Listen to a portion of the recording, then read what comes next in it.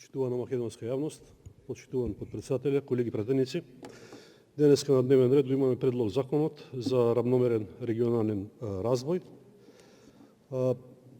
Се работи за нов предлог на закон со кој што ќе престане да важи досегашниот закон кој што беше донесен во 2007 година и со него беа утврдени и основните цели за равномерниот регионален развој. И според мене, а и според сите досегашни говорници, во ред е да се менува легислативата и да се усогласува со директивите на Европската Унија, но сепак сметам дека и во ова предлог законско решение има голем простор за подобрување на одредбите. Во суштина, во Македонија постои голем диспаритет помеѓу развиеноста на регионите, па така некако стана правило неразвиените подрачја, односно региони, да стануваат и дополнително неразвиени, а оние пак кои што се развиваат да се понатаму да се развиваат со некоја динамика која што морам да кажам во последно време не е толку истакната. Се соочуваме со неразвиена инфраструктура, емиграција на човечки капитал, ниско ниво на развиеност на општествените дејности. Ова, за жал, донесува до напуштање на селата, на руралните подрачја, миграција од село во град, претежно метрополата Скопје станува посакувана дестинација, а исто така, граѓаните факти, особено младите, се повеќе и повеќе ја напуштаат државата и го бараат својот спас во странство. Предлог законот за равномерен регионален развој е со знаменце на Европската Унија, со што максимално се скратува процедурата тука во собранието и сметам дека кога се работи за закон кој што има широка поддршка, нема потреба од европски знаменца, затоа што сите имаме заедничка цел да го подобриме животот на сите граѓани и на еден начин да ја изедначиме можноста и условите во кои што живеат нашите почитувани граѓани во сите региони во државата. На предлог законот има изјава за усогласеност на прописот со законодавството на Европската Унија. Сепак во најмала рака, ако се направи анализа на тоа што предлагачот го има пополнето во табелата,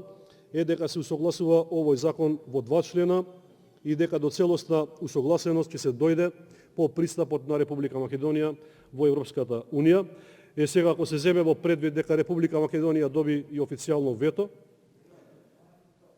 и ако се земе во предвид дека Република Македонија 4 години нема милиметар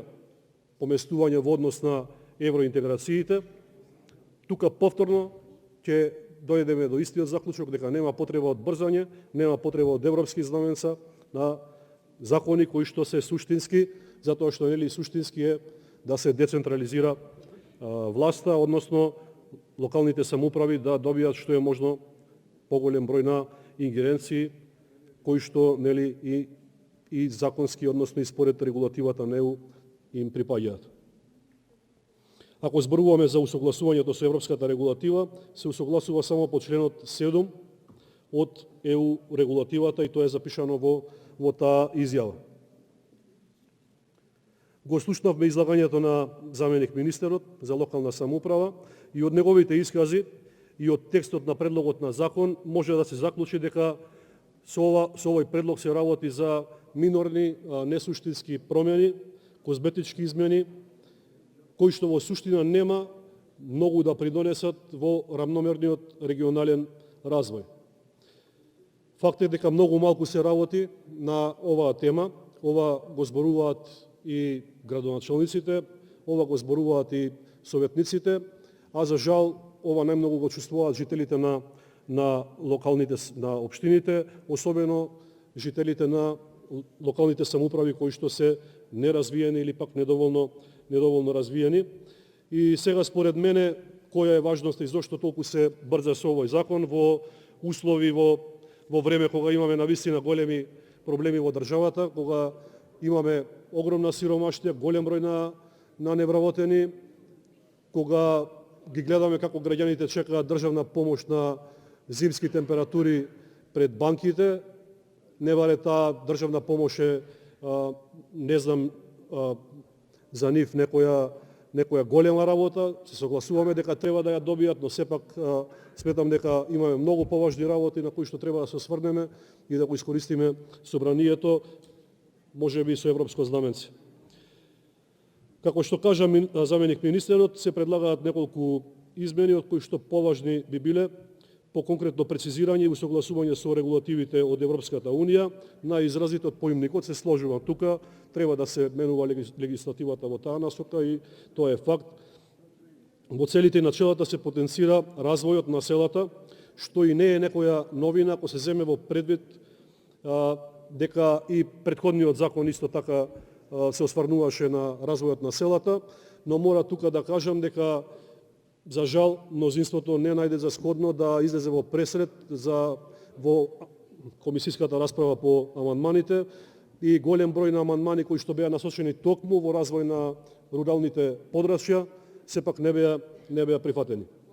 Во делот на законот потоа имаме планирање на регионален развој, односно промената е тоа што се прецизира урбан развој на урбани подрачја. Поточно се предлага еден дел од средството на Бирото за регионален развој да бидат насочени кон урбаните подрачја. Според мене оваа терминологија е целосно погрешна, затоа што Законот за територијална организација сметам дека многу подетално ги регулира оваа терминологија, организација се изменувам и сметам дека е добро како една замисла доколку оди во насока да се стави акцент на оние подрачја во урбаните делови на државава, на пример во градовите каде што имаме на еден начин занемареност од страна на локалната самоуправа, од градоначалникот на локалната самоуправа, и каде што овие урбани подрачја заостануваат на еден начин, каскаат во однос на останатиот дел од,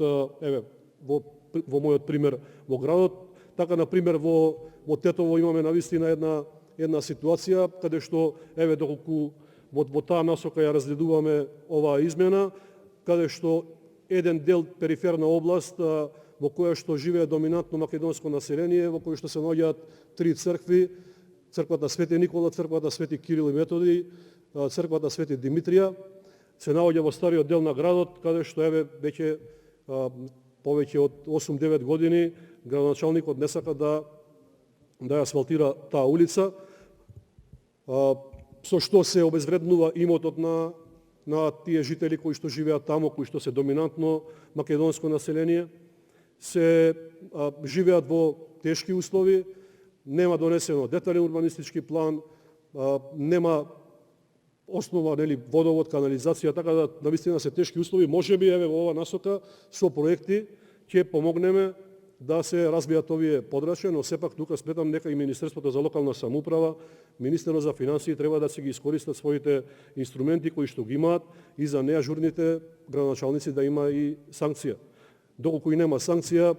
нема да имаме и развој на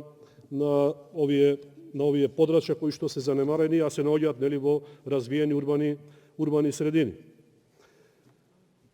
Во интерес на времето сметам дека во делот каде што предлагате промена во начинот на избор на директори, мислам дека треба да се работи суштински, односно да се реши и статусот на вработените во центрите за развој, затоа што според моја информација, доколку има некоја промена, поправете ме, се уште они црпат права и обврски, односно се вработуваат според Законот за работни односи. Сметам дека треба да се реши и нивниот статус. Исто така да се поведе особено внимание во делот на обука на овие вработени. Од моите разговори со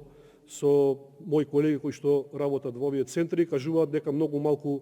одделува државата за нивна обука. Токму затоа сметам дека и не се инвестира доволно во човечкиот капитал и токму затоа сметам дека многу малку пари се искористуваат на ниво на локалните самоуправи од европските фондови, а кога ќе дојдат пак да се реализираат крупни капитални проекти, недостига тој човечки капитал, таа едуцираност дополнителна за да можат да се реализираат целосно овие проекти. Благодарам.